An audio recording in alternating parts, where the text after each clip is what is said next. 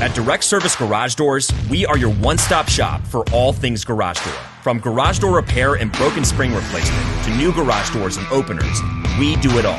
We're proud to be among the highest-rated local garage door companies in all of Central Arkansas.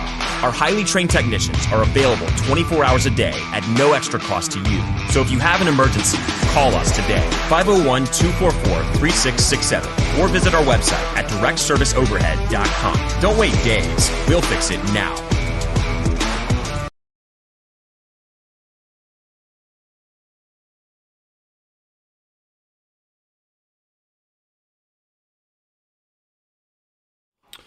All right, everybody, welcome. It is a Wednesday show. We're coming up on what is arguably one of the greatest weekends. Let's turn this microphone down here. On what could be one of the greatest weekends ever, weather permitting. Let's do this. 3, 2, 1. Yo, there you go. There you are. There you are. Get the lighting. I swear to God, this room is so small. Yeah, it's Wednesday, man. We're almost there. We're at the halfway point. I do plan on. Hang on, let me get a little sippy sip. Let me get a little sippy sip. I'm not doing the water today. I'm doing this. What is this? Like 0 sugar, 2 grams of carbs, raspberry lemon drink. It's carbonated. All right, that's pretty good. Wow, that's actually really good. I love raspberry. If anybody knows me, this is the drink. There it is. There you go. There's the drink. Uptime. Again, not a sponsor, but it is pretty fantastic. I dig it. All right. Boy, oh boy, do we have quite a bit to talk about. I did go to, went to practice yesterday. I went to practice. I was there. I've got some takeaways. Probably some stuff you've read elsewhere, but I'll kind of give you my take on it and the situation that's going down. Make sure you guys like, share, subscribe. All that fun stuff. Shout out to our show's sponsors, of course. Direct Service Overhead, the Garage Door Company. They offer same-day services, quality parts, affordable outcomes, hundreds of 5-star reviews, better than best results. 501-244-3667. Again, that's Direct Service Overhead, the Garage Door Company. And the Apex Tattoo Studio, located in Rogers, Arkansas, 201 South 19th Street. Walk-ins are welcome. Walk-ins are indeed welcome. Tap-out sessions are available. Mention Tuss Talk with Ty. You get 10% off from the Apex Tattoo Studio. 479-278-2694. That's them. All right. I'll give you guys just a second here. If you have any questions or comments, we are gonna focus on recruiting a little bit here. We're gonna talk a little bit about spring camp. The offense, is it coming along? Huh? Yeah, I think so. I think the offense is coming along. Did you guys catch that baseball game last night? The Razorbacks, that was the longest first inning I have ever heard of.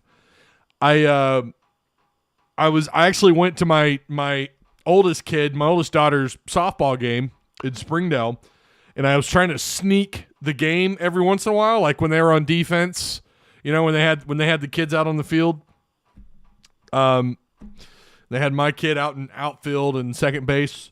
So, you know, I got some moments there to kind of check up on the score, and I went like 25 minutes without looking at the inning or without looking at my phone, and I look up and I'm seeing Discord talking a little bit about how long the inning, or, you know, talking about what was going down in the first inning. Boy, that stuff is definitely carbonated. Wow. And I couldn't believe it. Arkansas had scored. So U of ALR, who beat Arkansas in a midweek game, that wasn't last year, maybe the year before last, if I remember correctly. Someone help me out on that. I know they beat. I'm going to have to turn this fan off. It's just too loud. It's driving me crazy. U of ALR has beaten Arkansas, and they got off to a 2-0 lead. I caught that much. And then I go back thinking, okay, well, it's got to be at least the bottom of the second inning by now, or close to somewhere in the second inning, maybe the third inning. In my head, I'm thinking maybe it's a quick game, 1, 2, 3. It's a midweek. Who knows? Who knows what the bullpen or who knows what starting pitching is doing? And then I look at my phone, and it's still the first inning, and it was like 6-2. I was wild. That was absolutely wild. Arkansas ended up scoring 9 runs? The 11 straight batters got on base. 11 straight. When was the last time that happened? That was insane. Anyways, Austin says it was in 2021, first ever meeting. Okay, that's right. Yeah. Hey, thanks, Ty, a lot for the birthday wishes yesterday. Much love, brother. Oh, yeah, Josh. Of course, man. I try to – when I see names on Facebook that I'm like, okay, that's someone who I know, I recognize that name in my chat, I'll wish them a happy birthday.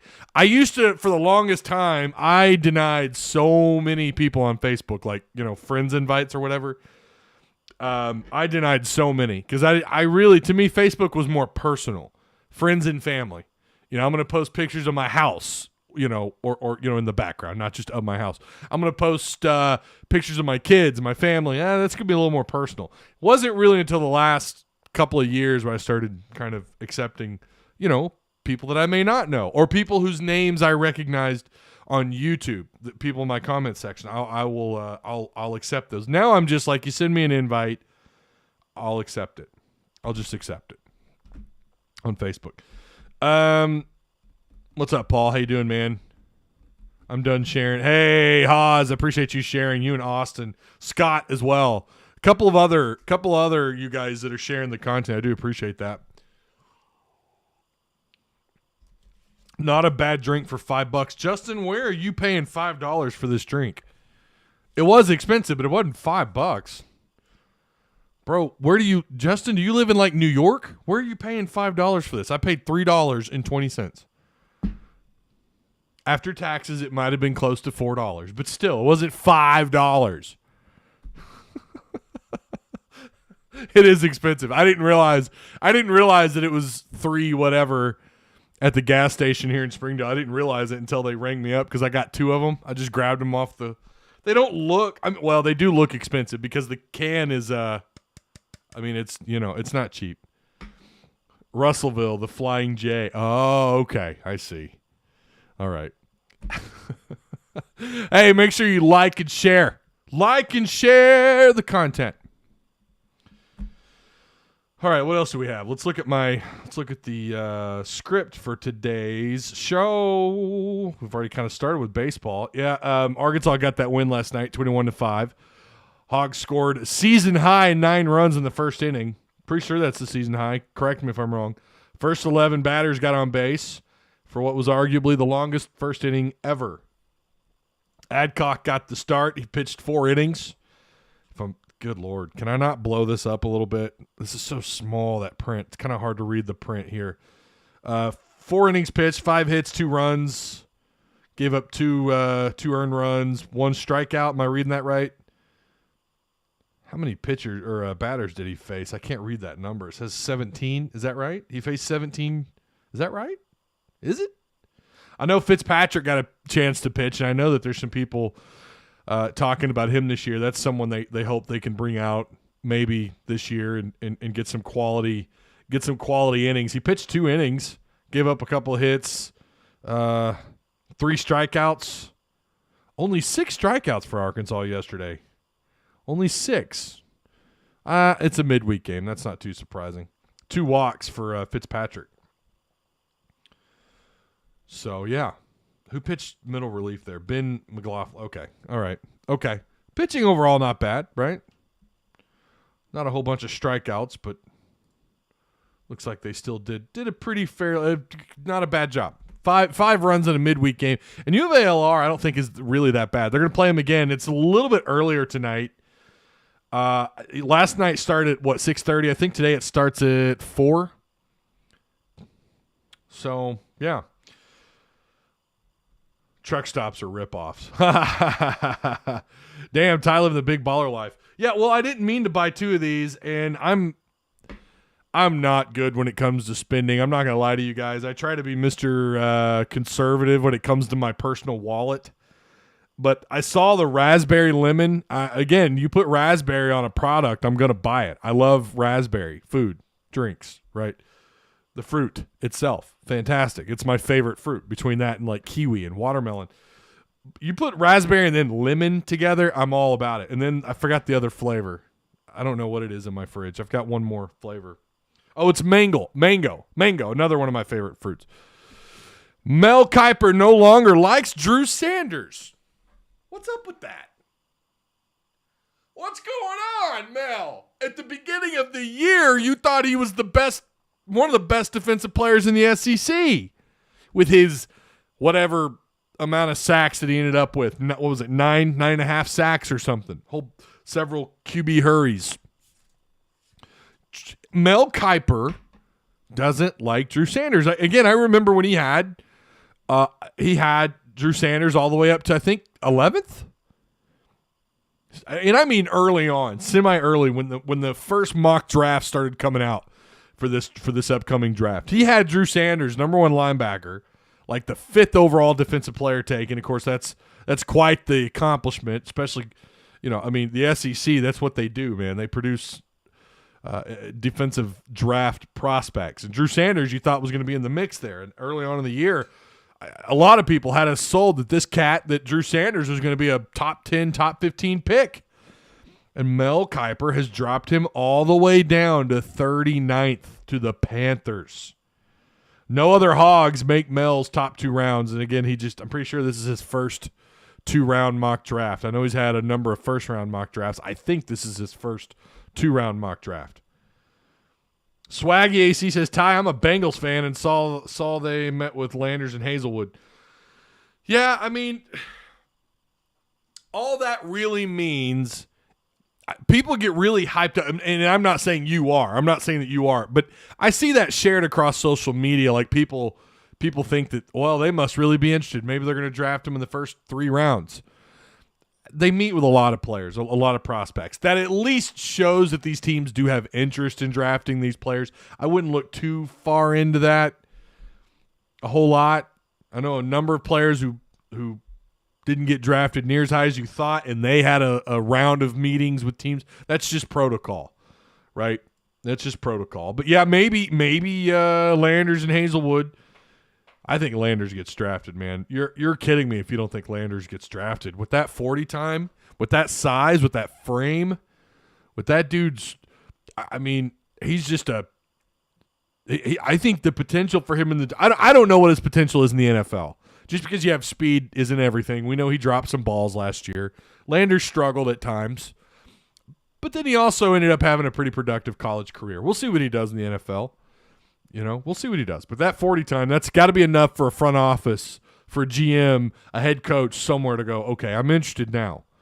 I'm interested. On top of his production at Arkansas or whatever school, if we're just talking about any player, you talk about that production, which wasn't over the top, holy shit kind of numbers, but they weren't bad.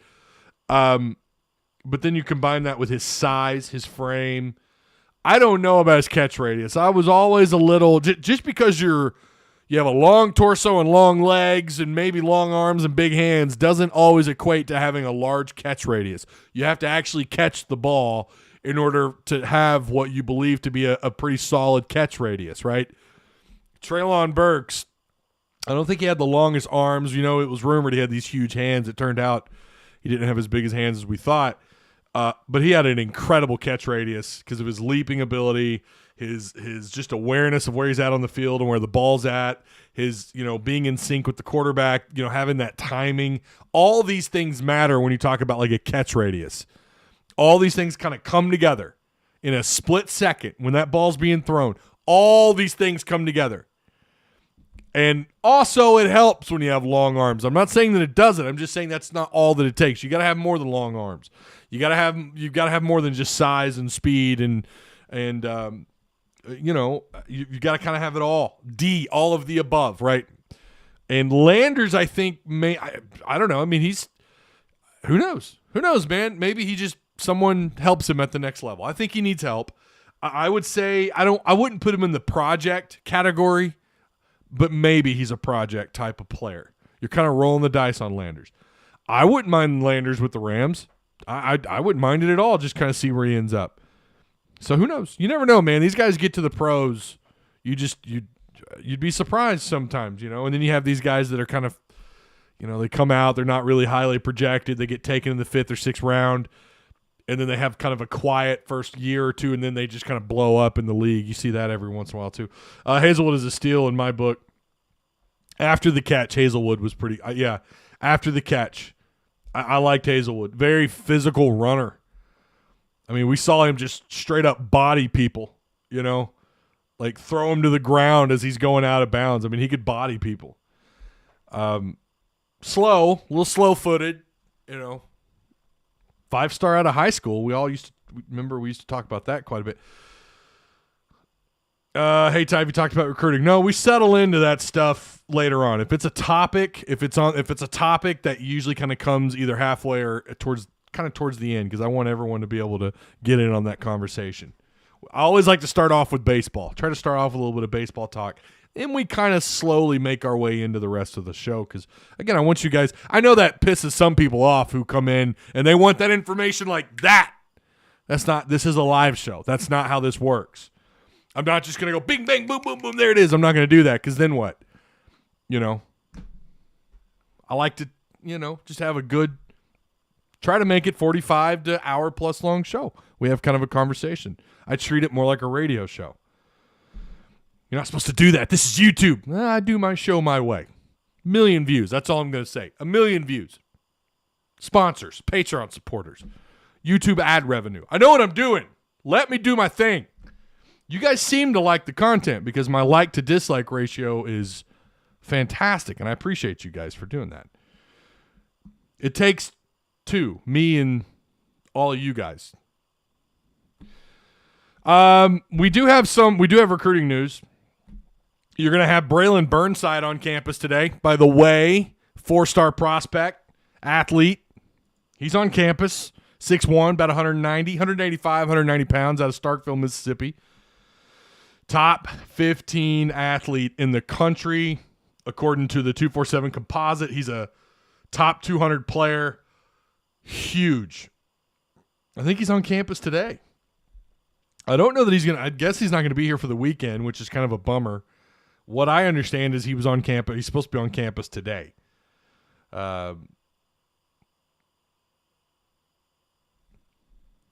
we'll get to the QB talk here in a minute, Justin. See, Justin, he's like, I want that information now. Give it to me now. Hang on, Justin. I got you, brah. I got you. We also got TJ Metcalf's younger brother. He's going to be on campus this weekend. He's going to be here for the Scrimmage. He's another athlete out of Pinson, Alabama. 3-star.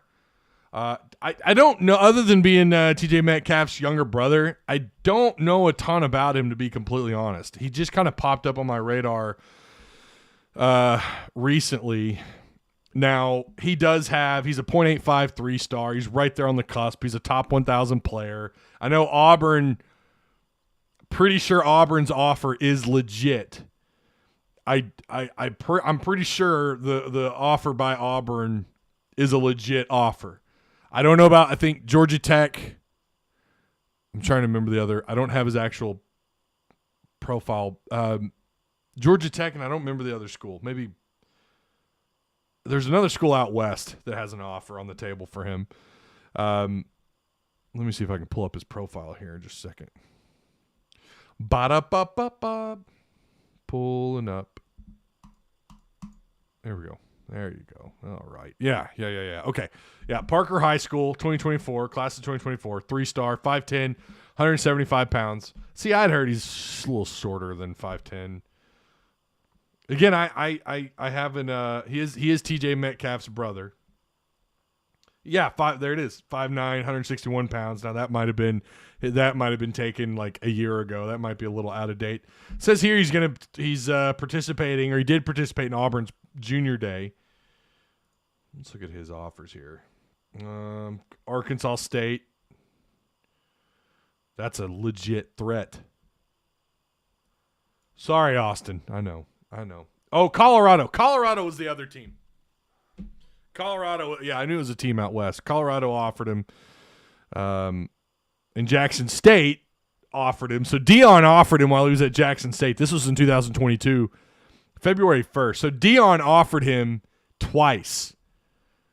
So, I mean, do with that what you will. You've also got Nate Palmer. That's a 4-star running back. That's another guy I've been told need to keep an eye on. Don't let the 247 3-star rating, don't let that detour you from him. He's a 4-star composite out of Decatur. 5'11", 180 pounds. Can kind of line up at a couple different positions. Skill position guy on offense. Nate Palmer, someone he's going to be on campus. That's a big one. Another guy that I've been told everyone is sleeping on. Everyone needs to pay attention to this young man is Kobe, who's got a badass last name, by the way. Kobe, if I'm pronouncing it correctly, Branham. It might be Branham, but it's spelled Branham. All right? That's pretty badass. Branham. That has Razorback written all over it. He's out south side here in down the River Valley. Fort Smith, south side. They have him listed as an interior guy, 6'5", 320. 6'5", 320. He's a class of 2024. So we're not talking about some 290-pound, 285-pound, maybe a project. He's not rated. But a couple of people I've talked with about him, one of which has seen him play a little bit, both believe he should easily be ranked on all the recruiting sites. Now, this is just 247. He is projected at Arkansas. His offer list is growing, and it's only going to grow more. Again, he's kind of one of those players. It's just he's starting to build up a little bit of momentum. Back in March, Ole Miss dropped an offer. UNLV dropped an offer. Now we know what's going on there. And of course, Arkansas offered in March, just recently, March 12th, so a month ago. Literally a month ago. But he's starting to blow up. He went on and this is according again to 247, he went on an unofficial visit to Texas A&M just recently on an unofficial. Now we know that doesn't mean much. Unofficial, you could just go. I don't know how that works. I don't know if you have to call and get permission. I'm sure that, there's some kind of setup thing you got to go through. But he's starting to catch a little bit of attention. Arkansas, I believe, to be the favorite. He's being recruited, obviously, by none other than Cody Kennedy. Cody Kennedy, I'm sure he has him pretty high on his list. This is a guy that keep an eye on. I'm going to say that, and I do think he's going to get star status here pretty soon. You know how it works out. He'll probably be a 3. We'll probably start him off at a 3-star. We'll see where he's at, come December. Now, we all know how this works, too. If he commits to Arkansas, we're not going to give them the benefit of the doubt. We're going to leave him at a 3-star. I'm just kidding. We've seen them offer guys as soon as Arkansas drops an offer. We've seen them bump players up to 4-star status. So, but it does seem at times little sus. Just gonna throw that out there. Do you think the talent of the linebackers will mitigate the lack of experience? Yeah. This is your show, Ty. We're just living in it. That might be the best comment I have ever read. That is great. We're just living in it. I love it. That's right. And I hope you guys enjoy it. I really do. You do get those people that come through, and it's always the people who watch after the fact, right? It's rarely ever you guys in live. It's rarely the live audience people. It's usually people who go in after the fact. They've got, not all of them. Some of them just got to complain about stuff, and it's just, we got to get those 2 in-state defensive linemen. Yeah, Paul, we were talking about that in Discord earlier. Official means school pays. Yeah, that is what. Right. I know. I get that. I know it. Yeah. What I mean is I don't know how they plan that out. Yeah, official is the school pays for you, and you only get, I think, 5 official visits. I think is the NCAA rule. You're only supposed to get 5 official visits. I don't know. Maybe that's a conference rule, or I don't. Maybe it's an unwritten rule. I don't know. But I've always been told you get 5 visits. Yeah, and an official visit. Yeah, that is the school pays. They pay your way. They pay for your room and board, your food, and all that. Yes.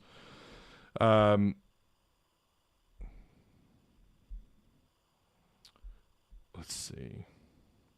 Don't do me like that, Ty. I'm sorry. I have to throw the Arkansas State shade out there. Justin Kipper says, I'm really hyped for the new coordinators. Yeah.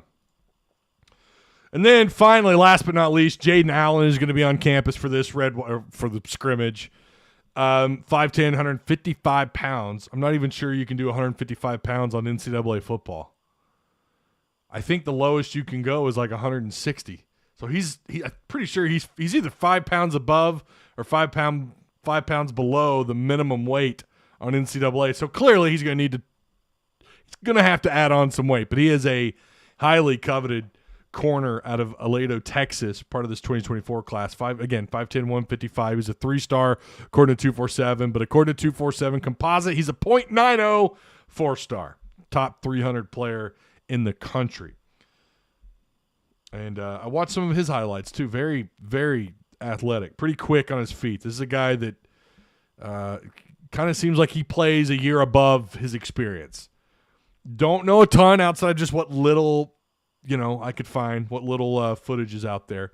He is considered a top 50 player in the state of Texas, according to 247 composite.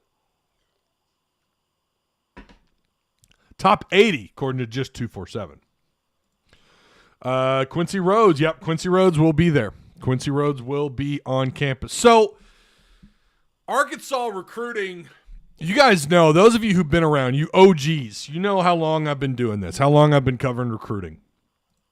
This is a good, really good start to how, it's very clear to me that this staff that's been put together, the hopes are we're going away from the guys that just kind of recruit. Listen, let's be real. They recruited some projects, primarily on the defensive side of the ball. They didn't always work out. You kind of had to rely on the transfer portal. I kind of wonder what that's going to look like a few years down the road, but we also said that not long ago when the portal and the NIL and everything kind of crashed together. What's this going to look like 2 or 3 years down the road? Here's what we know. They've actually done a really damn good job of going into the portal and grabbing some pretty high-profile players. Drew Sanders, I'm going to tell you something, and I don't know if Odom was still here, if Michael Schur was still here coaching the linebackers, I would say it's a massive deal for him to be drafted in the first round, because then the guys that are responsible for bringing him in out of the portal are still here. Now it's like this new staff. It might be a reflection on Sam. Oh, well, Sam has put together a staff that no matter who it is, they can go out and they can recruit guys out of this transfer portal, and they could be first-round prospects. We know what they did with Treylon Burks. How much of that is a reflection on Kendall Briles? How much of that is a reflection on, maybe you could argue, Chad Morris, although you can only give him credit for getting him here. The actual development happened with Kendall Briles, who was hired by Sam Pittman. So it is a reflection. If Sanders is taken in the first round, guys, that's the first time you've had back-to-back first-round prospects, back-to-back years in a while. It's been a while. We talked about that on a show not long ago.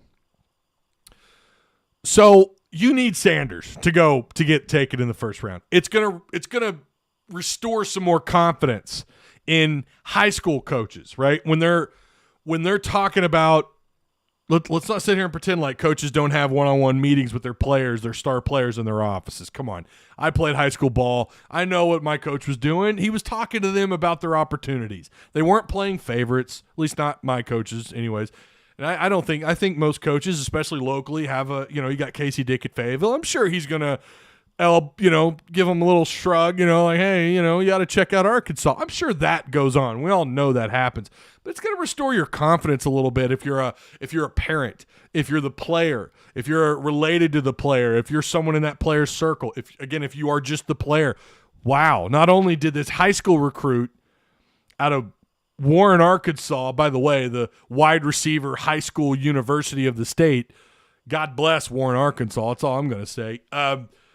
Not only did they get a homegrown kid into the first round, but, man, they went into the portal the next year and they got another first-round draft another player drafted in the first round. I'm going to argue he's probably at the tail end of the first round. A part of me doesn't think he gets taken in the first round. Despite how I thought he looked pretty good at Pro Day. I was there. I thought he looked really good in Pro Day.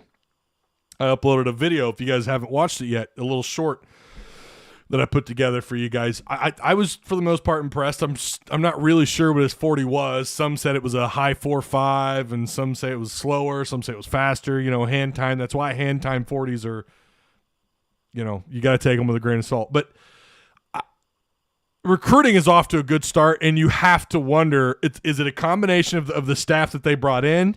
Is it the confidence of what Sam Pittman's been able to do in producing a Treylon Burks, in producing possibly a Ricky Stromberg, who could be a third or fourth round center?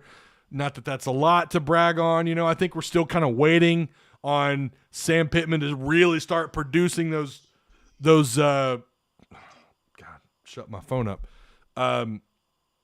We're kind of waiting on Sam to start really producing like Houston Nutt did along the line of scrimmage. Seemed like every year they had a first or second or third round draft prospect on the line of scrimmage somewhere on either the offensive line or defensive line. We're still kind of waiting on that a little bit. Kind of thought by now we'd have more, but I think the point being is this is a combination of the two things. They have produced draft picks. It's starting to, I think it's going to increase. I think parents are seeing that. I think families and the players are seeing that. The high school coaches are seeing that. They want to point those kids in the right direction. Now, high school coaches are probably going to push education as much as anything, but they're also going to tell their star players, hey, look, and I can tell you this, not that I've talked to any high school coaches, but just what I've heard. This you are a high-profile player, and that is certainly something that could happen for you down the road, but you need to have education at the top, right? That has to take care of itself. That's outside of Sam and this staff's control. But the more you start to look at what has happened on campus, it's also, can we get you in a position to have success on and off the field? I certainly believe Sam has done everything within his power. His old staff, which we're going to have to start calling them now because nobody's back outside of Deke Adams and Cody Kennedy on the offensive line. So your line of scrimmage guys are back. That ought to make you feel at least somewhat better in terms of continuity. But I think when you combine everything, it's why you're having the reflection of recruiting. That's why you're off to this hot start. Now, who knows where this class ends up, right? I told you guys kept telling me this is a top 15, top 20 class a year ago. I told you, no, it's not. It's going to, when the dust settles, they might be top 30. That's about where they settled depending on the recruiting service. I think 247, what did they end Arkansas at? Like 25th, right in the top 25. And that's where they ended up. Right now they're 20th. Both composite and overall rank. We don't have a transfer rank yet. Right now they're top 20. They're off to a really good start. They are going to get some more 4-star commits. That much I can tell you. How many I don't know, but I think they're not done. I also wonder if Stutz, this kid they have off the defensive line, if he doesn't get a bump. I mean, he's already a top, somewhere in the top 50, depending on the recruiting service you look at his position in the state of Tennessee, a state that's somewhat competitive. They're definitely a step above Arkansas in terms of talent production, in terms of the level of high school football that they play. I would argue it's a little bit above Arkansas, not much. I think them, Oklahoma, I wouldn't say Missouri because St. Louis, that whole area produces pretty well. In and outside the city, they produce, pretty good talent. You've got a couple on the roster now. Patterson's from St. Louis. But yeah, you look at this class from the top down. Kavion Henderson, 6'2", 6'3", 250-pound defensive end, guy that's going to be an edge rusher. He's considered top 25. He's a top 10 player in the state of Alabama. Got to hang on to these commits, too. That's the other thing we haven't discussed.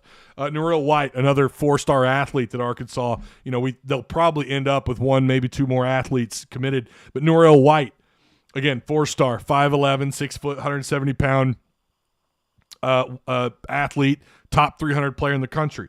Julius Pope, I don't know where they end up playing him on the defensive side of the ball, but he is someone I'd probably put him in the athlete status as well.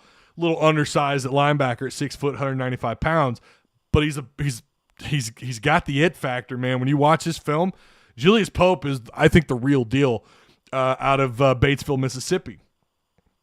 4-star, top 350, right? Anytime you're talking about a top 400 player, that's a 4-star. That's someone who's kind of on the, they're in that category, right?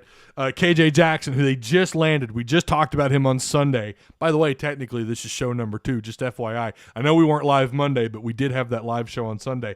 I overbooked on Monday. I apologize. Really thought I could get a Monday show, but we're overbooked. You guys should see our calendar. It's ridiculous. It's ridiculous.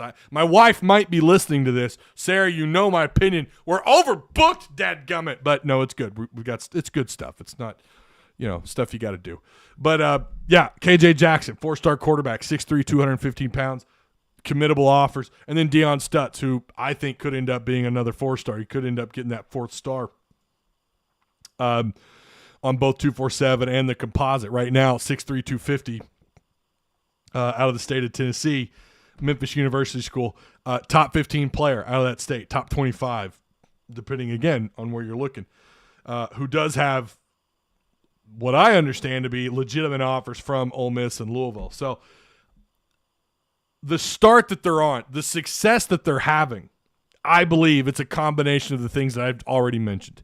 It's showing that they could produce draft picks. I think, too, the university is an educational sell. I do think when you talk about the School of Business, everything I've ever heard about the University of Arkansas, it may not be one of these prestigious, it's not an Ivy League school, but it is one of those schools in the SEC that you should be proud of, that you came from there, that you're carrying a law degree from the university, or you're carrying a business degree from the university. It's definitely one of those schools that's in the mix. Some other fields, too, that they're successful in, what they're kind of known for. But when you're talking about the stuff that Sam can control, I think he's doing his part. It's also the production on the field. We can argue that last year they underperformed. I'll agree with that, but how many games, 4 losses by less than 10 points last year? They were so close. Don't quote me on that. That might be wrong. It's something. I think it's single digits in 4 of the games that they lost.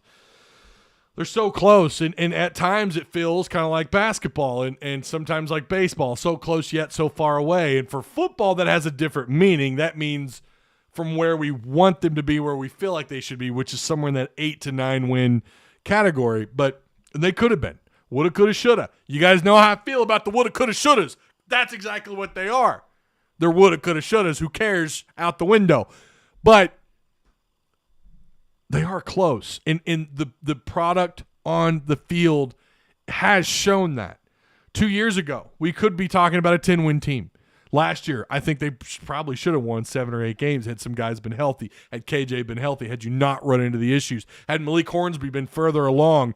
Sadly, he was limited. But that's the game of football. You got to play it on the field. You can't use these things as excuses. You just got to power through them, and they couldn't. But they're so close, and they're producing draft picks, possibly another first-round draft pick. I'm telling you, that goes a long ways with these players. We could talk about jersey combinations. We could talk about where you play does matter, by the way, and playing in Little Rock has actually had a positive effect for some players. I don't know that anybody didn't commit to Arkansas because they're playing less games in Little Rock. I don't know that I've ever heard of that, but maybe 10, 15 years ago when that was really a hot topic about minimizing the amount of games that we're playing down there. But, jersey combinations, what matters is, of course, for the parents, it's about the education. I would argue a lot of the players, they want to talk about the field that they're in. They want to talk about what they're going for in their degree. But also, you got just as many players, maybe the same players that talk about their degrees, also want a path to the NFL. I'm telling you, a lot of these guys, even some of the 3-star prospects, feel like they can play in the NFL because you've seen a number of 3 stars going to the NFL all the damn time. They get drafted higher than you would think based on where they were at coming out of high school. Aaron Donald was like barely a 3-star out of Pitt and went on to have an incredible career, and obviously was a first-round draft pick. And you looking back, he's now arguably one of the greatest interior defensive linemen to ever play. Going to put his jersey up all year next year, by the way. I'm going to have good luck this year. See, I never put it up behind me. You guys know what happened when I did that when they won the Super Bowl, when I had the jersey up. I had the jersey up all playoff long, all throughout the playoffs. I had his jersey behind me, and look what happened. I didn't do it last year. Look what happened. They were atrocious last year. Injuries happen, though. God, they were not the same team at all. They were so banged up. Everybody hurt. Hopefully this year they're healthy. But got to keep this momentum going. Going to try and bring on, I talked to Otis Kirk yesterday. I'm going to try and get him on next week at some point. That might be for everybody. That might be just a live show we do on Wednesday or maybe Friday next week. I'm going to bring on, for you Patreon supporters, Stephen Hamner is going to watch the spring game. We're going to bring him on from QB Spotlight. He's going to come on. That's going to be a Patreon chat. We're going to get his take on what he saw. We know the offense is going to be limited. They're not going to do a lot. They're going to hide some stuff.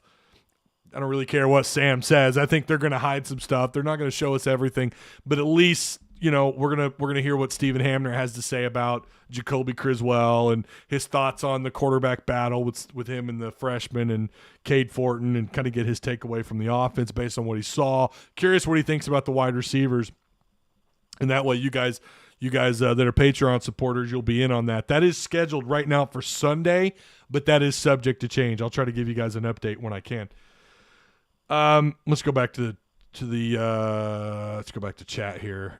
Ty going to have a special interview Sunday. Oh, yeah, for Patreon members only. Look at John. That's my John, I'm going to give you the title of you're going to be my marketing. You're going to be the marketing guru. That's what you are. Pope looks like a strong safety to me. Depends on physical development. Yeah, you're probably right.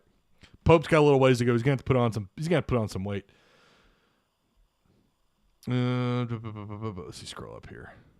The Woodson hire has rejuvenated our recruiting along with the great in-state class. This is from Tusky 6693. This could be a top 15 class if everything falls into place. That's a very good take.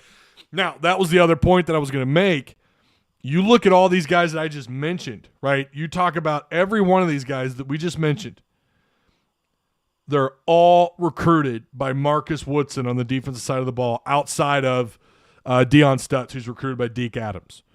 And again, I think Deke's got a diamond in the rough there. I like Deion Stutz. Norrell White is recruited by Marcus Woodson. Okay. Julius Pope, recruited by Marcus Woodson. Now, again, you look along the defensive line, of course, it's going to be Deke Adams. Kavion Henderson, who's I can't tell you how big of a pro. You've got to get him to sign. But yeah, that's a big one. Got to get him on campus. He did catch an offer this year alone from Colorado. Late last year, Wisconsin threw in an offer. Florida threw in an offer early on. Got to get these kids. Got to sign them. Yeah. So I think they're gonna definitely, like I said, they're gonna add some more 4-stars. I don't think they're done there. This class could potentially, and I feel like we've said this the last 2 years, could be Sam's best. Now, it begins to kind of taper off. We know sometimes they're going to leave some spots open. They're going to try and save room, especially with how they do things now with the scholarship distribution, with how it's just you recruit up to, 85, whatever that official number is. And, they're gonna lay off. They're going to probably go after the portal. I kind of wonder how they play the portal for this next cycle. I'm kind of curious what that looks like. Do they double that number? Do they leave some spots open? Now, I think Sam said yesterday, I believe he said that they don't expect anybody to hit the portal right now. I mean, again, please correct me if I'm wrong, if I misheard that. I typically try to go back and listen to those interviews twice. When he talks to the media, I only listen to it once. And I'm pretty sure I heard him say they right now don't expect anybody to hit the portal, which is hard to fathom when you consider the mass exodus that they've had over the last 2 or 3 years. It's kind of hard for me to fathom that they're going to have 0 players in the portal here when that portal opens back up. It's right around the corner. He doesn't think they're going to lose anybody. But when you factor in who they expect to lose in this next cycle, I kind of wonder how they play the transfer portal to high school, the scholarship distribution there, what that might look like. How did that happen? Did I just see a heart float in my chat? What the hell? What is this? What is that? You guys can do hearts now in chat? What the hell? Or is that just YouTube? What is that? We can heart stuff. How long has that been a thing? Oh, you guys can do all kinds of emojis now. What the crap? When did this become a thing? I don't watch a lot of live chats on YouTube, so that's pretty cool. like the last 2 lives. Tusky says it's new to him. Yeah, that's interesting. Can I do it? What can I do? See, I know they've had these emojis down here. Oh, I can just type an emoji. Huh. That's interesting. All right, let's do an odd soul poll. Thank you for the emojis. I don't know. That's cool. That's cool that you guys get to do them. You'd think with the way YouTube does things that they would just restrict that to like the members, you know. If Quincy McAdoo goes to safety, I bet he will be a difference maker better than Catalan. Well, if he could stay healthy, which, you know, he's missed a little bit of practice. Let's do our odd soul poll. What should we do? I never think those through. I like to kind of do these. I like to take suggestions for odd soul polls. You guys give me an idea for an odd soul poll. Our official sponsor, or one of our 3 official sponsors between them and Direct Service Overhead and the Apex Tattoo Studio. How about this?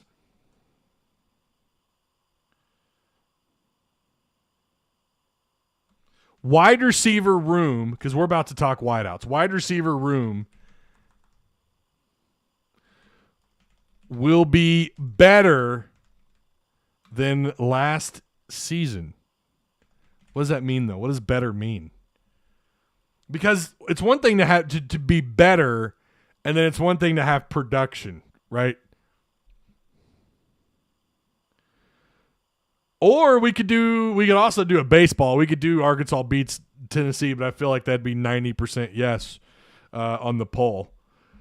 Wide receiver room will be better than last season. Better grade, says John. How about this? Wide receiver room will have more production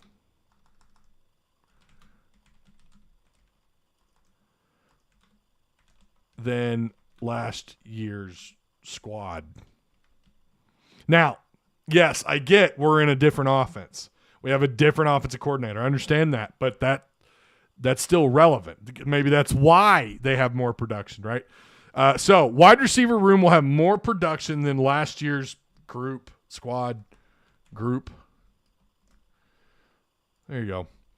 Now, I'm not going to do wide receiver depth. I'm not about to do that like I've done with quarterbacks and running backs. I'm going to save that for probably next year, but I did want to talk about receivers for just a little bit. Do we take the series against DVH's son? Oh, Vitello, I can't wait. Yeah, we didn't talk about that much, but that is going to be this weekend. If you guys, I was going to kind of save some of that for Friday, but if you guys plan on being in town, you need to let me know. Now, we have a question in Patreon. Nobody signed this damn sheet. Nobody has signed this.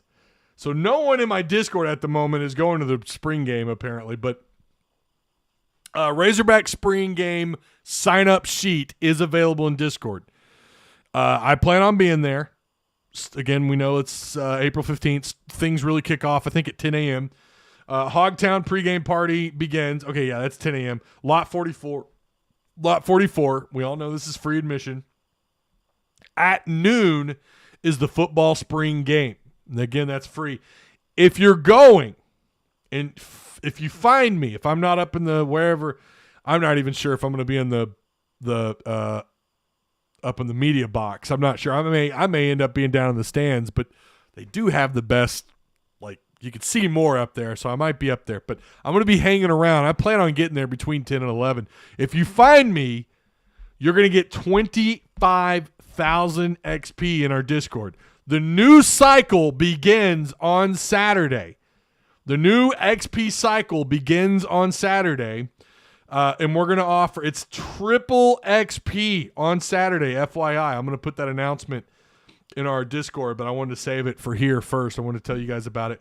On Saturday, that begins. Now, what time? It's just whenever I'm able to turn on the on switch. That might be before I get to the stadium. That might be while I'm at the stadium. I don't know. But I'll make sure to shout everybody out in Discord when we do that. But we are printing. I'm in the middle of getting hats done. They're going to be stitched. This is Tuss Talk with Ty official hats. I'm having them done at Lids in the mall. They're the only place that'll do stitching at a reasonable price. So winners of the last cycle are going to get those hats for free. You're going to get those hats. I'm probably going to do some more giveaways. Some of those hats are going to go to my sponsors. I think I'm going to end up with 20 total right now. The others, I don't know. I don't even know how we're going to hand those out. I don't know if I'm going to, $10, maybe I'll send you one just to kind of make up for the cost of having these damn things printed or having them stitched. But that's the rewards for the last cycle, so maybe we'll do that again for the next cycle. Shipping is a pain in the ass, by the way, with these hats, apparently. So I have no doubt that Enos will open up the passing attack to a new level, says Justin Kipper. Okay. So the next XP cycle, we'll probably do the same giveaway with either hats. We've also got new stickers for the new logo coming out as well. Well, the question is, can KJ get the ball out of his hands a count or two quicker? Right now, we just started that poll, and we're already popped up there. Look at those votes. If you go vote, if you're listening to this, you got me on your headset or on your Bluetooth, whatever. Go pick up your phone and vote really quick. Wide receiver room will have more production than last year's group. 93% of you say yes. 7% of you right now say no. Austin finally getting that hat. Yeah, that's right. Finally, it's been a process.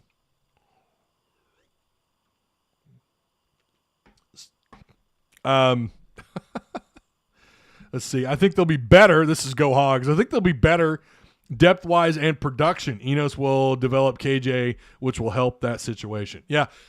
The other part of that equation, too, is the offensive line, right? Which was a conversation we had today in Discord about what's going on. Do they go to the portal and offer a center? Do they go and offer? I think they are, because Sam is Sam. He's going to grab somebody. And Texas A&M had a guy hit the portal, or rumored to hit the portal, Matthew Wyckoff, when the portal opens up. 6'6", 330-pounder. He was projected to play backup this year for A&M.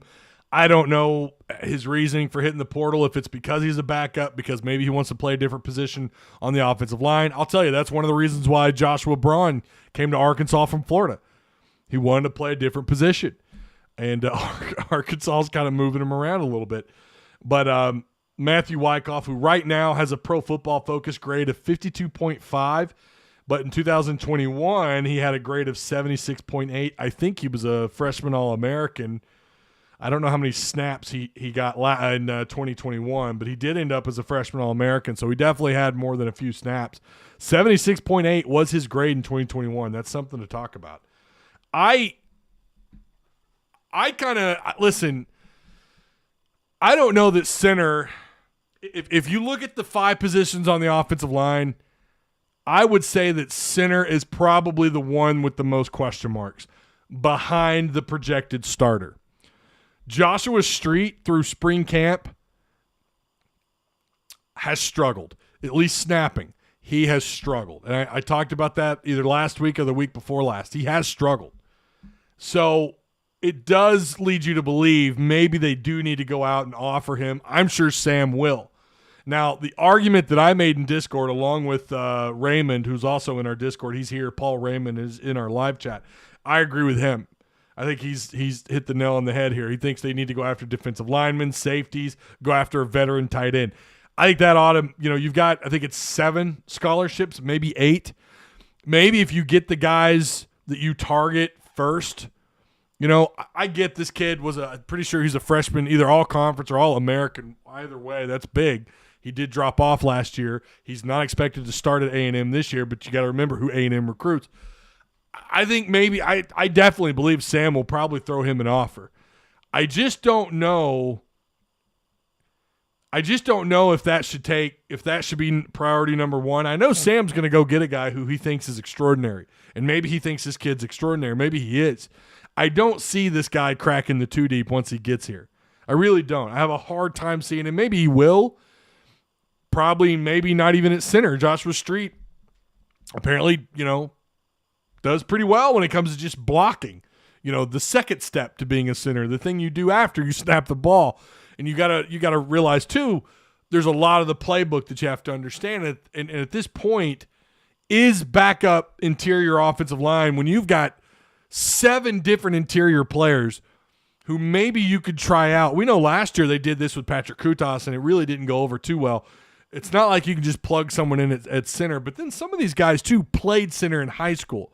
Sometimes it is a process. It is several weeks of getting snaps at center to understand it. And sometimes guys you can just plug them in. Frank Ragnow was kind of that way. You could kind of plug him in the interior. You look at where he was at in college and what he was doing in the pros with Detroit.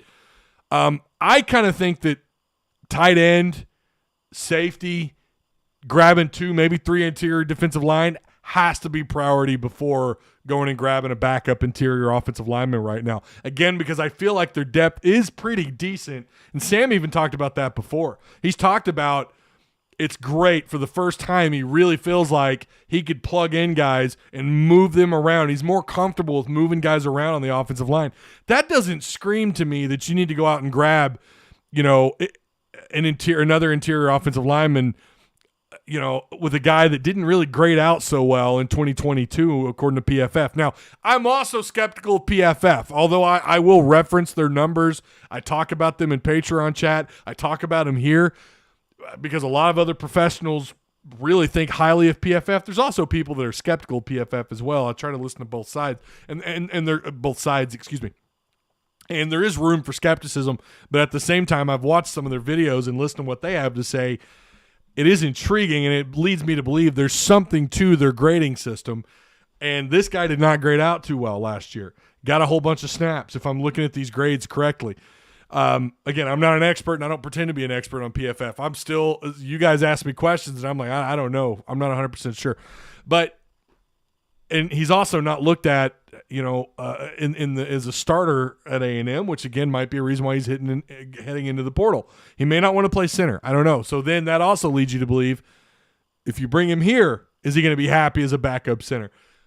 I do think they'll probably throw him an offer, but I hope that where they put the most effort right now for me, it's got to be that interior defensive line. It's got to be tight end. My God, safety. I'm going to tell you guys right now, I don't know how to feel about the safeties. I don't know how to feel about the guys behind the safeties.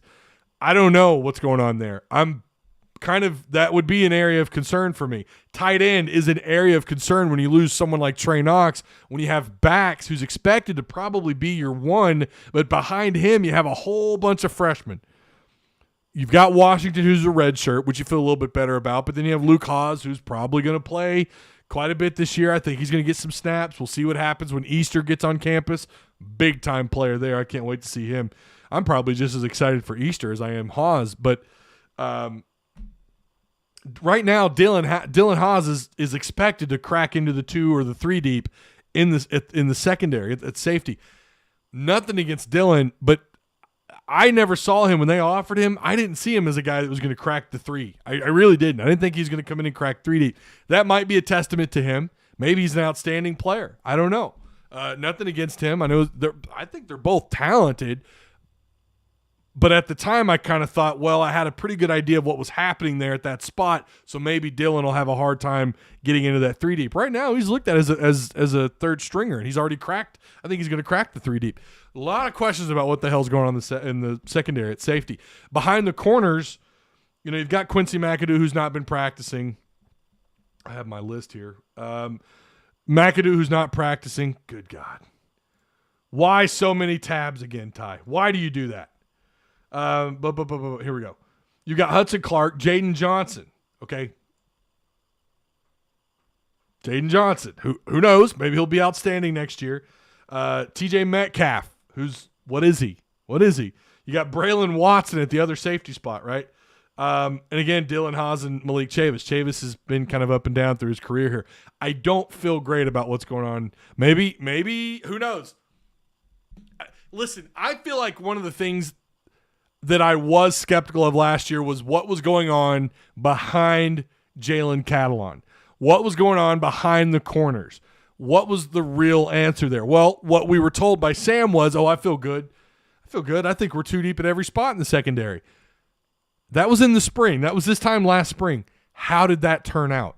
And now I'm looking at this and I'm going, I think I have more questions than I did a year ago, outside of some of the newbies, right? The Baylor transfers. And I'm not trying to cause any panic. I'm not trying to get you guys to panic. I just think that they probably need to go after a couple of more guys in the secondary. They're going to help them out. I realize they're still waiting on the former 5-star out of Georgia. They're still waiting on him, which again gives you a little bit of pause for concern, because that's a redshirt freshman with, not a lot of play under his belt, who's going to you're telling me you expect him to come in and ball out. I don't know. Who the hell saw Quincy McAdoo doing what he was doing without a single snap in the secondary until midway through the season? So who knows, right? This 5-star out of Georgia, you could just plug him right in, but you never know. It's hard to roll that dice. At least he's a redshirt freshman, though. He's not a newbie, not a new newbie. But I have questions about what's going on in the secondary, more so than I do the interior offensive line. I have more questions about what's going on behind Torrin Carter, Cam Ball, and a couple of other guys, right? Like how good do you feel about what's going on in the interior defensive line, right? I mean, you got Marcus Miller in there, who's, what is he, a fifth-year senior, and we've not had anything out of him. They've got Kyle Thompson in that 2 to 3 deep rotation right now.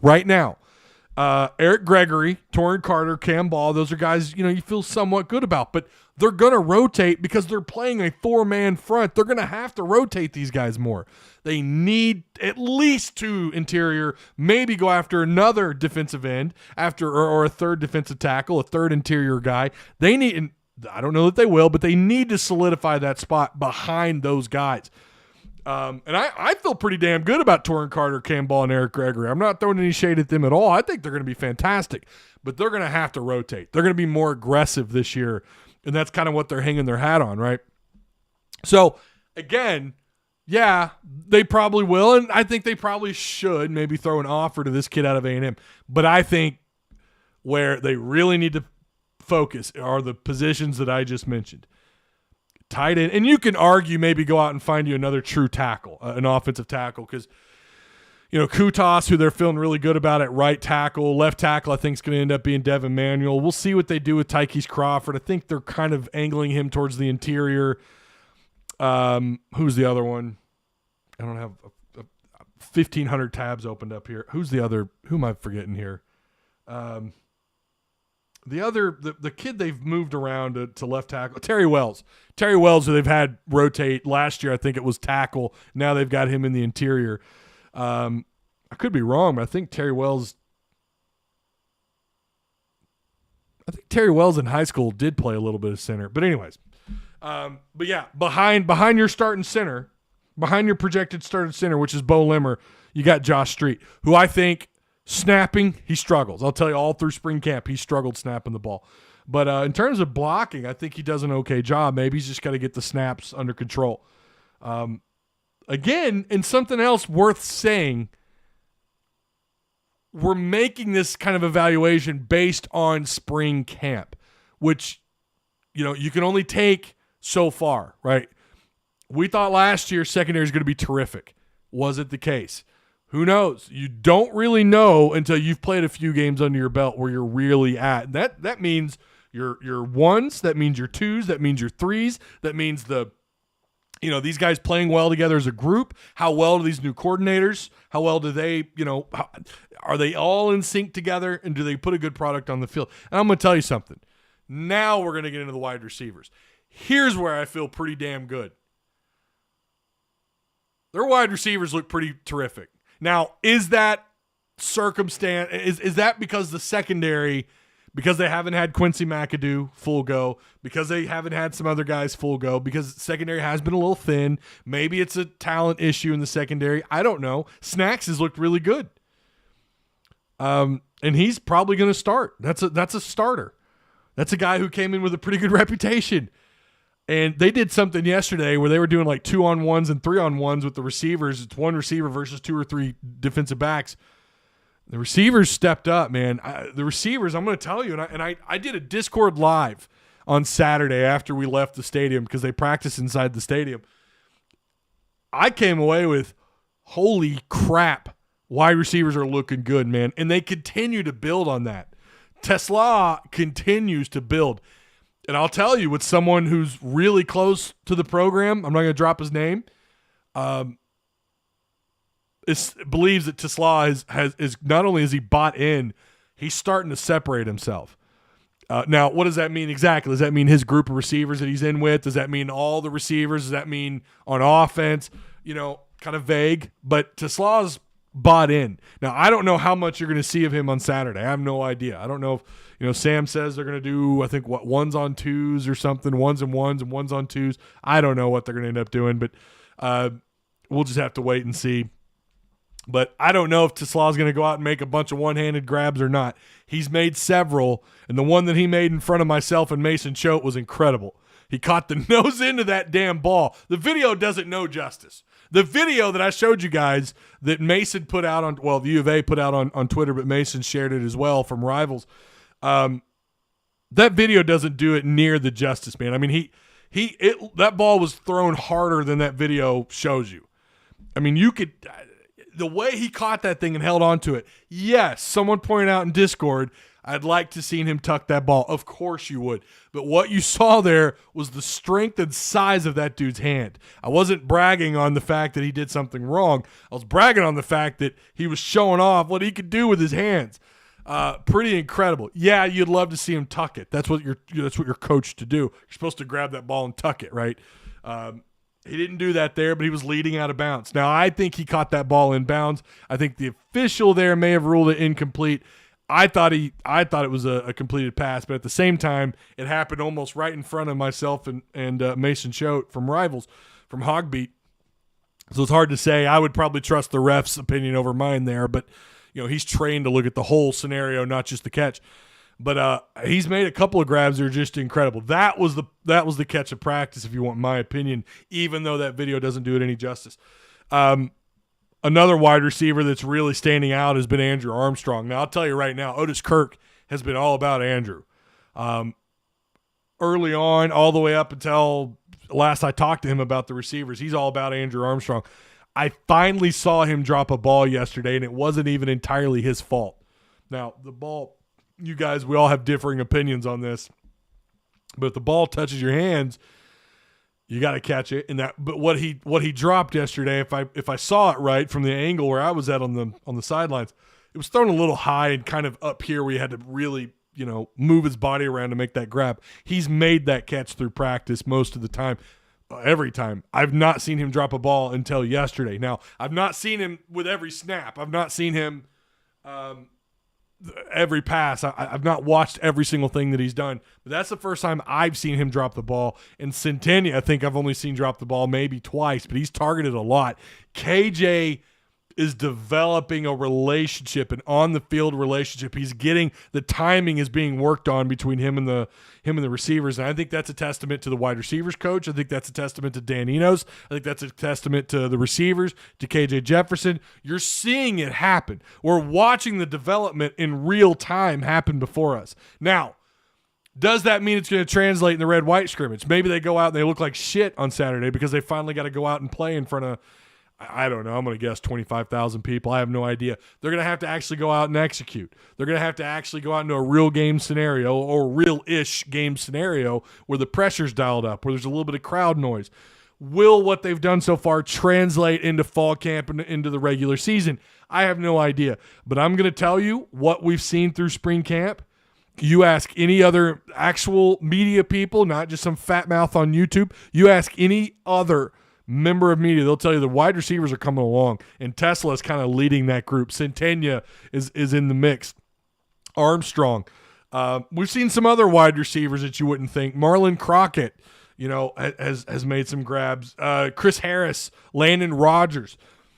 I'm not ready to put out a depth. I'm not ready to do that yet, but I feel like I've known for a while where the wide receivers are at, and they continue to be there. So continuity is a good thing. When you've had the same group, not a lot of mixing and matching, not a lot of this and that, just the same 3 or 4 guys, that's typically a good thing because that means the timing, it's there between them and the quarterback. They're understanding the offense. You got to remember this is a new concept for guys like Isaiah Centennia and Landon Rogers, some of the guys that have been here for a couple of years.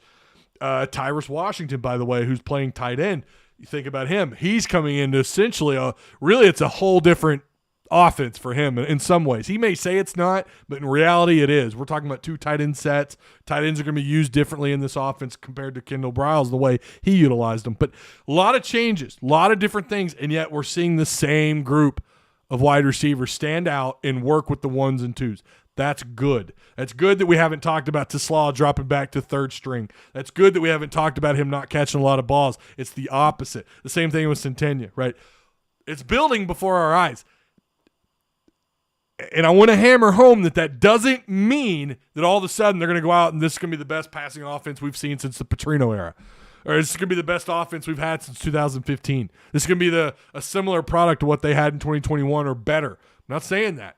They're off to a damn good start. And the offense, I think the offense overall is starting to catch up. I realized they had a scrimmage not long ago, and the defense apparently, they looked really good. And that could be the case again. I'm not trying to hype anybody up. I'm not trying to generate excitement. Listen, I've been known as a Debbie Downer and a realist, quote unquote. I hate saying that. That's cliche as hell. But, last spring, some of you guys, when I came out of that, I said, yeah, I like 9 wins. And I came down off that number. I went down to 8. A couple of you strongly disagreed with me, had some things to say, but I did for a reason. And maybe that'll happen. I'm not ready to give you my spring prediction, my too early post-spring prediction. I will. It'll come. It may happen in May. It may happen immediately after the spring game. I don't know, but you're seeing things move in the right direction on offense. Defense, I still think in the secondary, the 1s I do feel pretty good about. And I'm not trying to create panic there. I'm not trying to create excitement for the offense and panic for the defense. I'm not trying to do that. What I am telling you is what I'm seeing, and I am a little bit concerned about the 2s. I'm concerned about the rotation in the interior. I might even suggest a linebacker. Manny Powell and Jordan Crook and, the other freshman linebackers, they're still either redshirt freshmen or they're sophomores, limited experience. You might go after another experienced guy. You got one out of the state of Florida who came in and Greer. Greer is pretty fun to watch. He wears that neck brace. He's a pretty explosive dude, but might look at another older player who could come in and play the 2 deep or 3 deep. Maybe Jordan Crook's going to be that much. I don't know. That's another position that's kind of difficult to really analyze because they're not playing full speed, right? They're not going full speed. Linebacker, and I would even argue line of scrimmage play can sometimes be a little bit difficult to analyze or comment on in terms of of what they've done through spring camp, just talking about action on the field because they're not going 100% full speed. Although you've had Landon Jackson who, I don't know if he ends up being a starter or not, but he certainly looked the part. You've had some moments with a couple other guys on the defensive line as well. I think Cam Ball early on in spring camp. It's either Cam or Torrin Carter. But one of those guys, I think it was Cam, who started off really strong. And these names kind of taper off. But I think just for the sake of – and I'm not trying to say the 2 deep at linebacker is bad. I'm not saying that at all either. Just like with the wide receivers or the secondary, I'm not trying to generate excitement or fear. Just to have someone older, right? Another older guy who maybe you can rely on if some of these younger guys, maybe they get a little banged up or, maybe the moment's too big for them, whatever the case may be, right? Yeah, and we got a long ways to go, man. It feels like fall camp is so damn far away, but I'm excited. I feel like and this is me, right? I feel like this team is in a similar, maybe actually better position than where they're at a year ago in the wide receiver room. I do. Now I wasn't there in person in spring camp, and I think you guys can read the stuff and get the same kind of information as I'm able to kind of see things that maybe aren't talked about, right? That the writers just don't write about. But they'll agree, like, oh, yeah, I'm seeing that too. They just didn't write about it. That's really the only thing that I get that you guys probably don't. You can read and come away with the same exact things that I've just said. There's nothing that I'm saying is, like, surprising to any degree other than, maybe the secondary depth.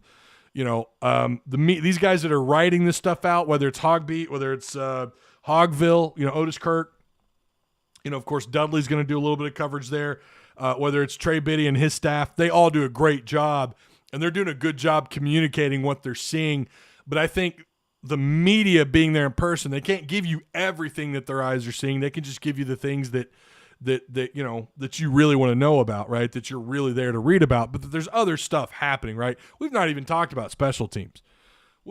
And there might be a battle for punter this year, by the way. But, you know, that's not being – although I think the writers are writing about special teams. But I haven't really much talked about special teams here. Starting to wonder who's returning punts. Centennia's returned. Centennia was returning a lot of the punts. He still is. Maybe looks like they might work a couple of different guys there. But there's so much more to talk about. Honestly, this show could be 3 hours long of me just talking about – offense and defense, and then kind of going into the special teams a bit more. But yeah, another position, nickel. What the hell's going on at nickel? Who's going to end up being behind, or who's going to end up behind Jalen Lewis? Jalen Lewis right now could end up being your projected starter at nickel. Now I think that's going to change. I think that's probably going to change by fall camp. But I'm telling you, there's just other areas I'm a little bit more concerned about than the backup center. But I do think they will offer the A&M kid, and we'll see where that goes. Someone asked me about Jacoby Criswell. He's come a long ways.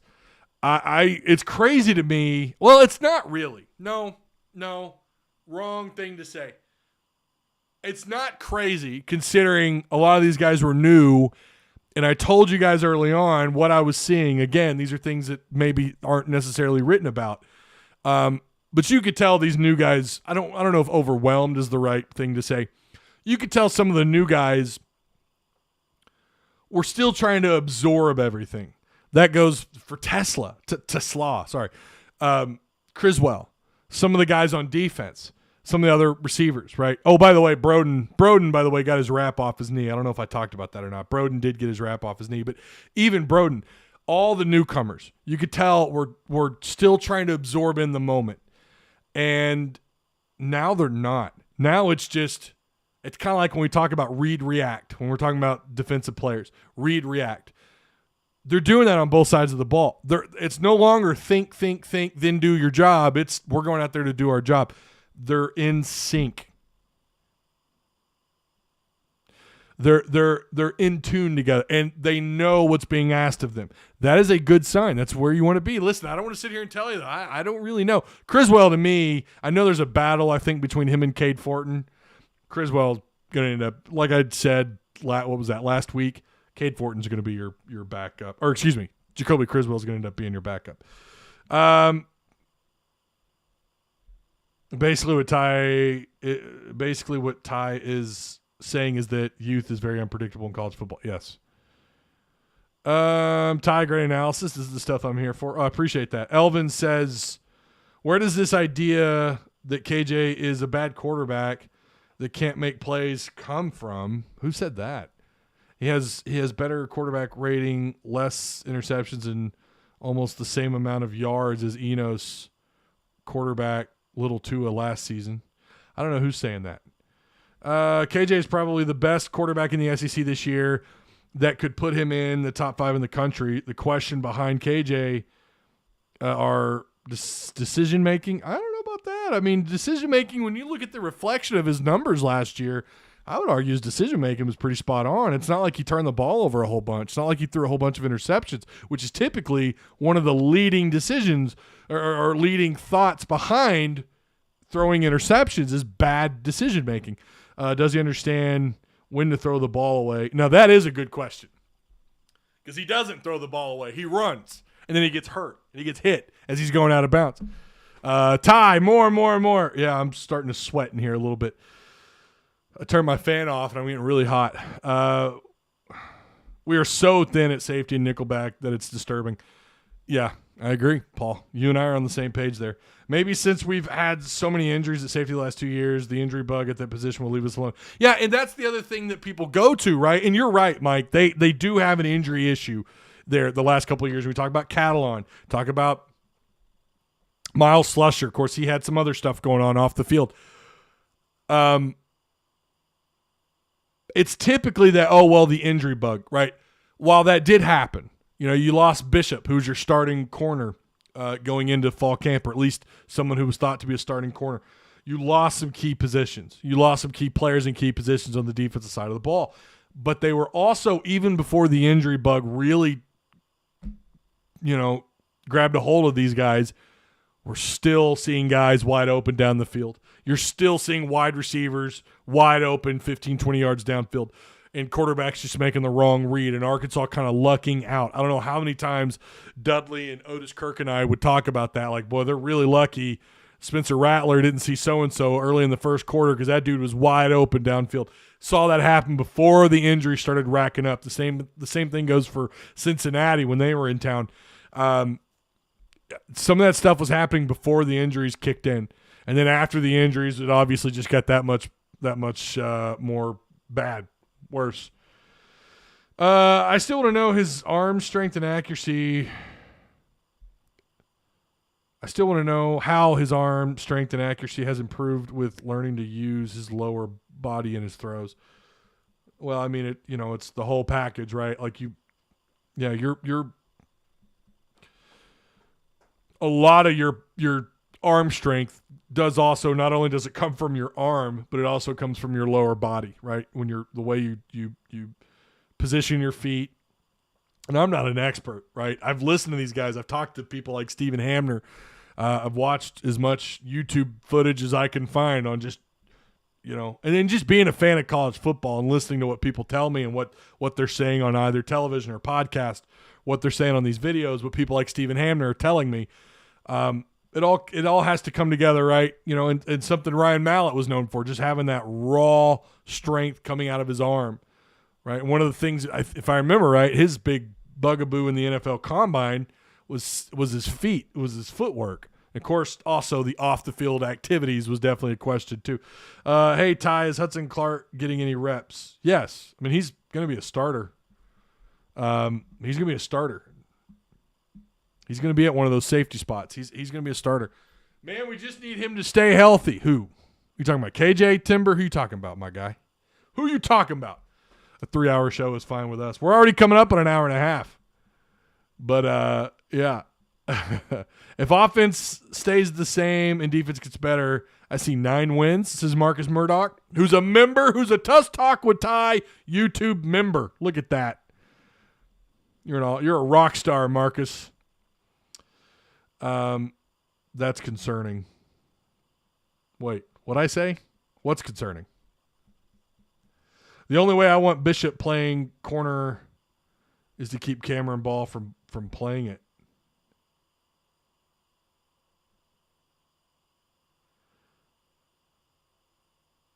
The only way I want Bishop playing cornerback is to keep Cameron Ball from playing it. What? Clark starting. John, he was in all-conference safety. What are you talking about? Hudson Clark is a baller at safety. They did a good job moving him over to middle safety. No, he's good, and he's looked the part. And what I like about him, too, is he talks with those guys, man. There's so much more communication than I ever saw in fall camp. Not that it wasn't happening last year, but it seems like communication is a big key with these guys. I need a members-only jacket. Oh, I had one. I had one back in the early 90s. It was gray. I remember it. My dad was awfully proud when he got me a members-only jacket. Oh, man. John says, yeah, I know, but the concern comes from how did we bring a better safety in from the portal? Because there's not many. There's not.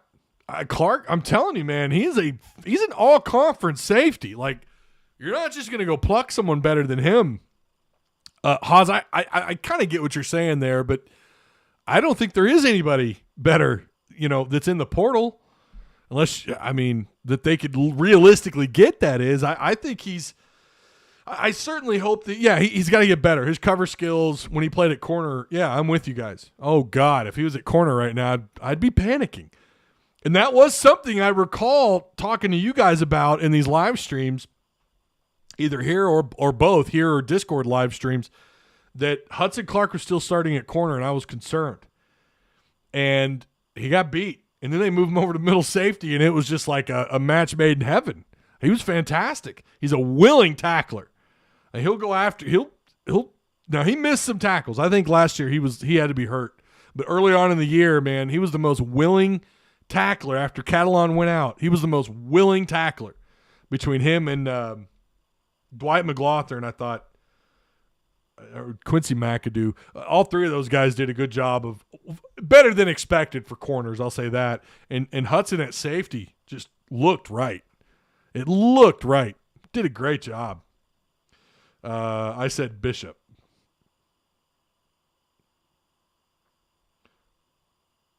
Yeah, I read that as the only way I want Bishop playing cornerback is to keep Cameron Ball from playing it.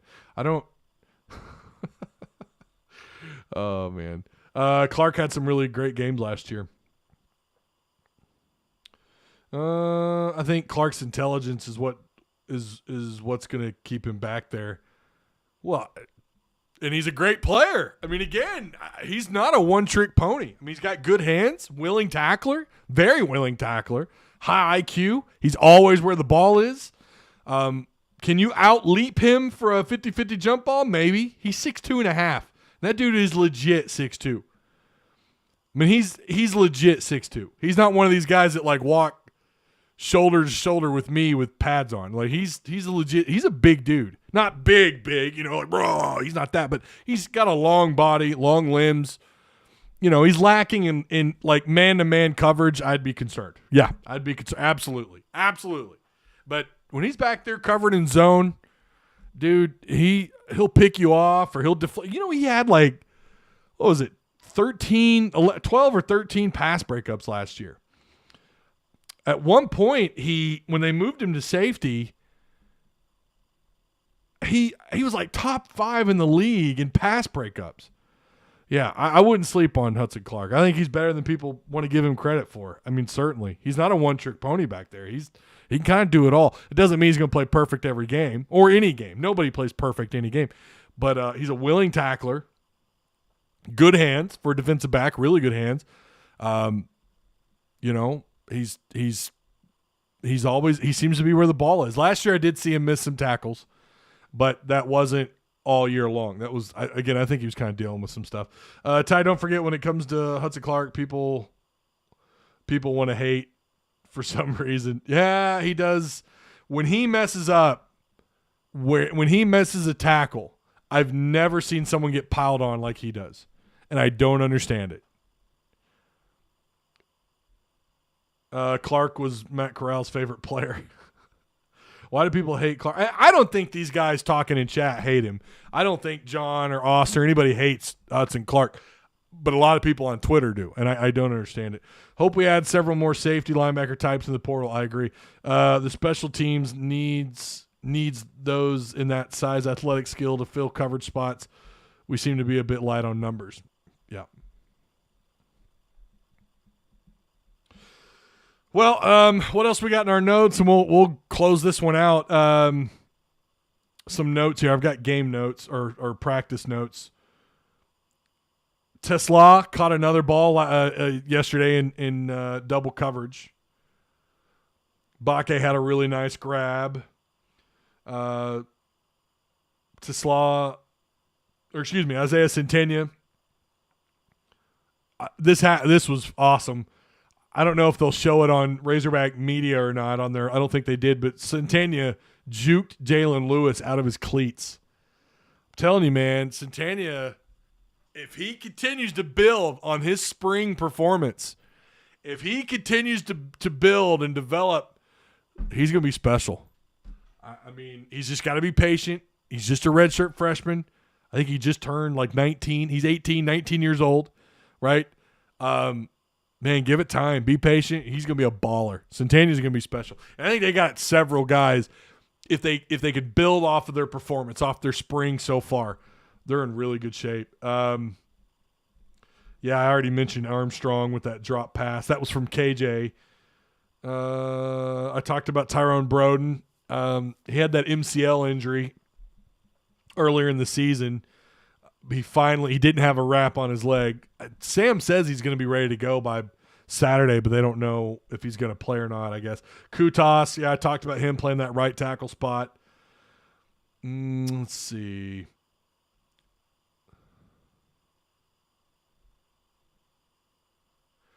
Yeah, they've been moving Luke Haas out of the tight end spot. They've been moving him around, splitting out a little bit. He's kind of like we said this. Him and Shamar Easter both probably going to line up a little bit of wide receiver this year. I mean, Easter's. I don't know if they'll burn his. I don't think. Well, just depends on what they do in the portal. I don't think they burn his red shirt. It could be like a Ty Washington scenario where they wait till they get to a bowl game. And by the way, I 100% have them in a bowl game. I will tell you that much. I have them in a bowl game. I'm going to say that much. I'm liking some stuff. That's all I'm going to say. Will Pooh be one of the best linebackers this year? Yes. Yeah, now he's we talked about this. He's different than Drew Sanders, right? They're not going to line him up out at the edge and rush. I mean, maybe they will. Maybe they had 3 linebackers on the field at one point yesterday, and I didn't catch. It's a multiple look. It's one of those multiple looks, and they had 3 linebackers on the field. Maybe they'll have him rush off the edge a little bit. I think he's got the speed to do it. I don't know if he's, Sanders, who had that long body, big hands, long arms, long torso, long legs. He kind of, he's kind of your ideal pass rusher at this level or the next. I'm telling you, he ought to be a first round. Listen, let him be in the second round so the Rams can pick him up. As long as the Niners don't go after him, not that they need him. But, yeah, he's going to be a different type of linebacker. I don't know that he matches the total amount of sacks that he had last year or not. I don't know. Maybe he will. They're going to be aggressive. I think they're going to send him after the quarterback. There might be some questions as far as the coverage game is concerned, maybe. Nothing that I've seen. I just kind of wonder if that might be, there's nothing in camp that says, oh, my God, he can't cover anybody. That's not it. It's a different defense, right? They're kind of lining him up a little bit different than where they had him at last year. Similar but different. Whoa, Justin Kipper, welcome to Tuss Talker. That's the member status that you are. You're a Tuss Talker, Justin. Welcome. I don't push the memberships because I just don't. Because I have Patreon. YouTube just kind of makes you do it. Well, not really, but they kind of do, but they don't. They keep throwing you reminders like, hey, you need to do this. I'm like, all right, well, I'll do it. So I came up with the name Tusk. You're a Tusk Talker. Welcome to Tusk Talker status. What is that, $1.99? Is that what it is? It's $1.99, man. Only $1.99 for Green Lanterns. Cool. There you go. I think we're up to like 4 members now. That's awesome. Shout out to John Hawes, who's been sharing all the links in chat. John, I appreciate that. Austin and John both sharing across social media. Hit the like button. That's right. Oh, I have a new member tracker here. I didn't even notice that. Yeah. 1 new member, baby. There you go. There you go. All right. I got to go pick up my kids and, have a day. Have a day to myself. Going to smoke a cigar. Maybe drink a little whiskey later tonight. I don't know. We have a meeting with mods tonight. If there's any mods in chat, don't forget we have a meeting today. That's 2 jackets. 2 members only jackets. I'm gonna get that graphic. I'm gonna put it on here. I'm gonna put it on for all the members only jackets. Figure one day I'll get my purple name back. Every day with that, John. All right. I think we got everything out of the way. I think we got it all. You guys, we do have Arkansas. Like I said, Arkansas plays U of A LR. Game number 2. I don't know what they're going to do in the bullpen because you kind of want them to save arms for this Tennessee matchup. Let's see. We talked about the guys on campus. Mel Kiper, baseball, we covered it all, man. What I saw in spring, we talked about the receivers, the offense. Is it going in the right direction? I certainly feel like it is. We covered everything, man. This was an hour 40-minute long show. This is one of the longest I've done this year, but it was needed because there was some stuff that we missed on Monday. We didn't even get into basketball. We didn't talk about Anthony Black when he's going to decide the players out of the portal because I've been so focused on spring and we've got the portal targets. If you're a Patreon supporter, you have access to that. You can look at the The portal targets, I added a new name there. There's a new name for the portal target. So if you guys are Patreon supporters and you're in Discord, that right now that brings us up to 1, 2, 3, 4, 5. You got a new name in the on the list. So yeah. Go check it out. I need to update. There's some more things I need to update there. But so I do appreciate you guys. Odd Soul Pole, by the way. Odd Soul. Located in Springdale on Emma Street. Great pies, great staff, IPAs on tap, you name it, they've got it. The Odd Soul, Springdale, Arkansas, located on Emma Street.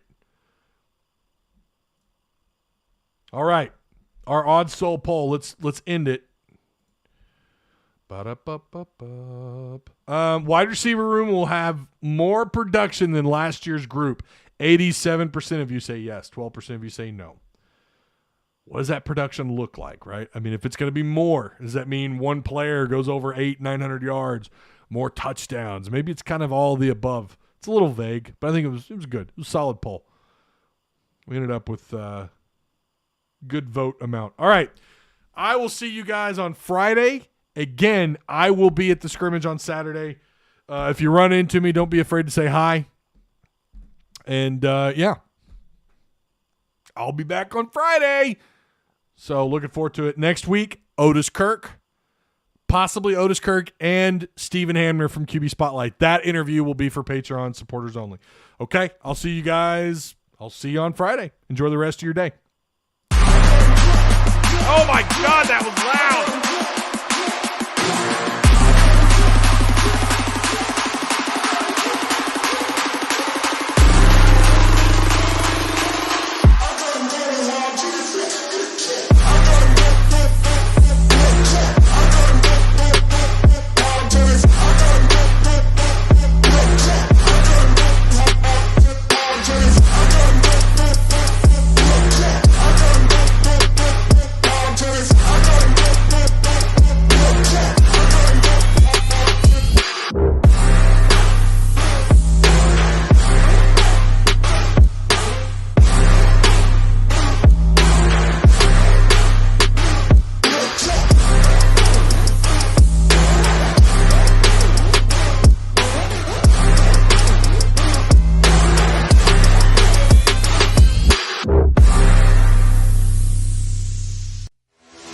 At Direct Service Garage Doors, we are your one-stop shop for all things garage door. From garage door repair and broken spring replacement to new garage doors and openers, we do it all. We're proud to be among the highest-rated local garage door companies in all of Central Arkansas.